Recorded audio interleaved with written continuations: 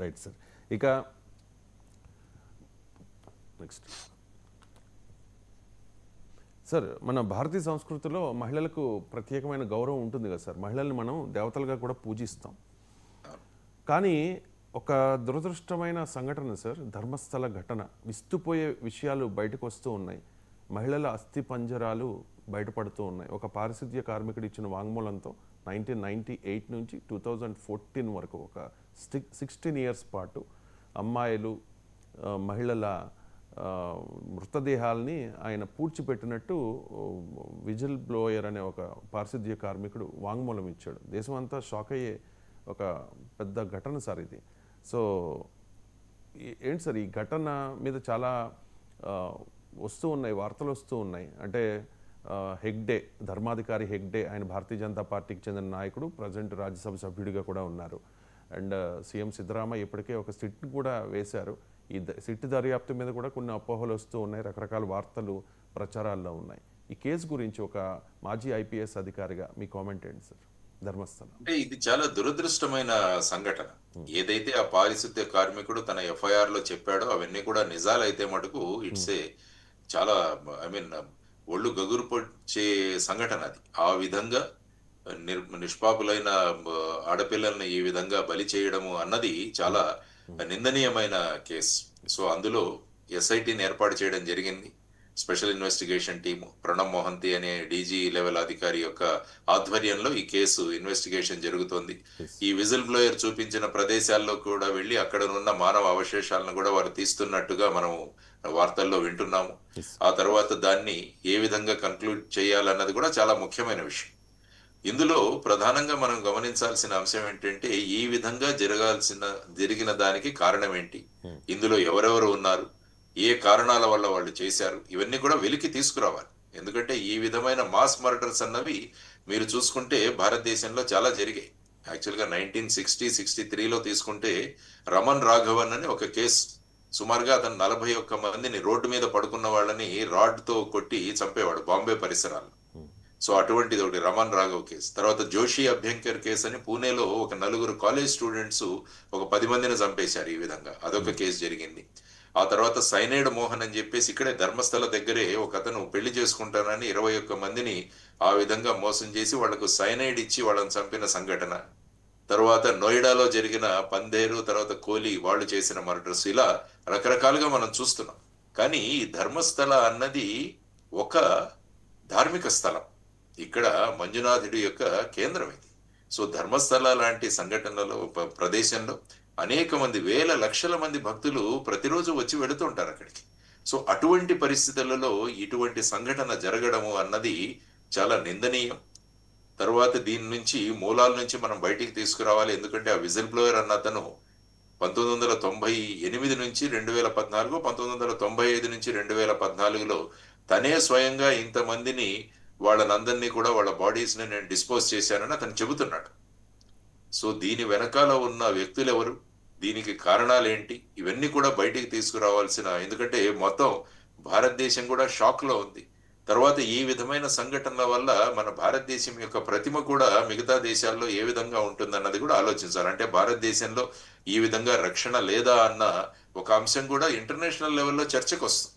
So మీరు అన్నట్టు ఈ త్వరగా ఈ కేసును పరిష్కరించాల్సిన అవసరం ఉంది. అప్పుడే ఆల్రెడీ ఐ థింక్ ఒక 25 మంది ఆఫీసర్లతో ఒక స్పెషల్ టీం కూడా ఏర్పాటు చేయడం జరిగిందని విన్నాను.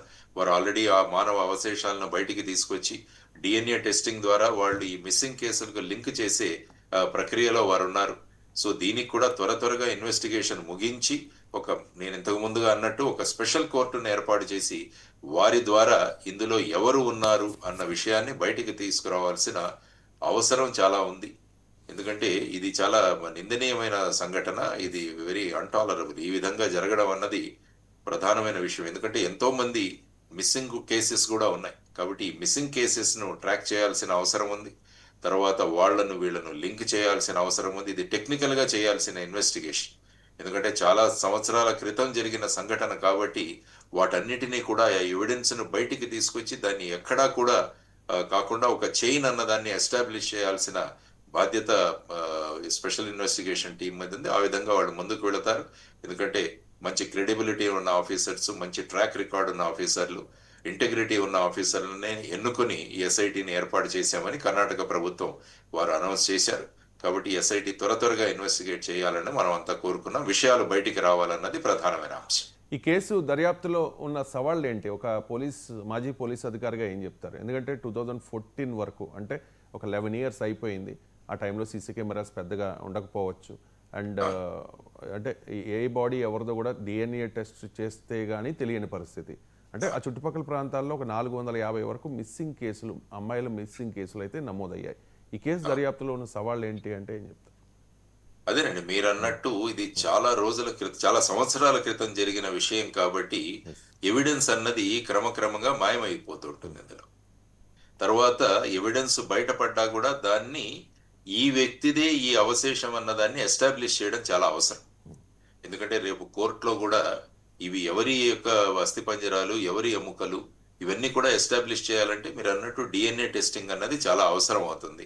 తర్వాత వీటన్నిటినీ కూడా ఇన్ఫర్మేషన్ ని మనం చేసి మిస్సింగ్ కేసులన్నింటినీ కూడా మళ్ళా ఒకసారి రీవిజిట్ చేసి ఆ మిస్సింగ్ కేసుల్లో ఎంతమంది రిటర్న్ వచ్చారు, ఎంతమంది ఇంకా రాలేదు, మరి వాళ్ళ దగ్గర నుంచి సమాచారం, ఆ ఫ్యామిలీస్ యొక్క డిఎన్ఏ మనం తీసుకోవడం, ఆ డిఎన్ఏ బ్యాంక్ ఒకటి తయారు చేయడం, తర్వాత ఇక్కడ బయటపడ్డ అవశేషాల యొక్క డిఎన్ఏని వాటితో మ్యాచ్ చేయడం, మ్యాచ్ చేసిన తర్వాత ఈ పర్టికులర్ అవశేషం ఈ ఫ్యామిలీకి సంబంధించింది, అప్పుడు జరిగిన మిస్సింగ్ కేసు, వీటన్నింటినీ కూడా లింక్ ఎస్టాబ్లిష్ చేయాల్సి ఉంటుంది. ఎందుకంటే మన క్రిమినల్ జస్టిస్ సిస్టంలో ఏ కేసునైనా మనము బియాండ్ రీజనబుల్ డౌట్ అన్నదాన్ని మనం ప్రూవ్ చేయాలి. ఇది ప్రిపాండరెన్స్ ఆఫ్ ప్రాబబిలిటీస్ కాదు. ఇవి ఈ విధంగా జరిగింది కాబట్టి ఇది జరిగిండవచ్చు అని క్రిమినల్ లాలో ఉండదు. క్రిమినల్ లాలో ఎప్పుడు కూడా కేసుని బియాండ్ డౌట్ ఎస్టాబ్లిష్ చేయాలి మనం. కాబట్టి ఇన్వెస్టిగేషన్ పరంగా it's a very challenging case. అంత సులభమైన కేసు కాదు ఇది ఇన్వెస్టిగేషన్, కానీ అసాధ్యం కూడా కాదు. సో వాళ్ళు ఖచ్చితంగా ఈ లింక్ ని ఎస్టాబ్లిష్ చేయగలిగితే తర్వాత ఇందులో ఈ పారిశుద్ధ్య కార్మికుడి వెంట కూడా చాలా మంది ఉంటారు. ఎందుకంటే ఒక బాడీని డిస్పోజ్ చేయాలంటే ఒక వ్యక్తితో సాధ్యం కాదు. అక్కడ గుంత తవ్విన వాళ్ళు ఉంటారు, ఆ తర్వాత బాడీని మోసిన వాళ్ళు ఉంటారు. వీళ్ళందరూ కూడా ఎవరిని చూసి వాళ్లను కనుక్కొని వాళ్ళ యొక్క స్టేట్మెంట్స్ తీసుకొని, ఎందుకంటే వీళ్ళు కూడా క్రైమ్ లో భాగస్వాములే. ఇప్పుడు మీరు చూసుకుంటే ఈ పారిశుద్ధ్య కార్మికుడు కూడా ఈ క్రైమ్ లో భాగస్వామి. కాబట్టి మళ్ళా అప్రూవర్ ప్రొసీడింగ్స్ చేయడం, ఇవన్నీ కూడా చేయాల్సిన ఇన్వెస్టిగేషన్ కొన్న ఛాలెంజెస్. కాబట్టి ఇదేమి అసాధ్యం కాదు. It is not an impossible case to investigate. సక్రమంగా చేయొచ్చు, కానీ ప్యూర్లీ సైంటిఫిక్ అండ్ టెక్నికల్ దీని మీద ఆధారపడిన ఎవిడెన్స్ ఇప్పుడు మనం బయటికి తీసుకురావాల్సిన అంశం ప్రధానం. Right, thank you so much Lakshminarayana గారు. చాలా టైం మా కోసం కేటాయించారు. చాలా అంశాల మీద చాలా డీటెయిల్డ్గా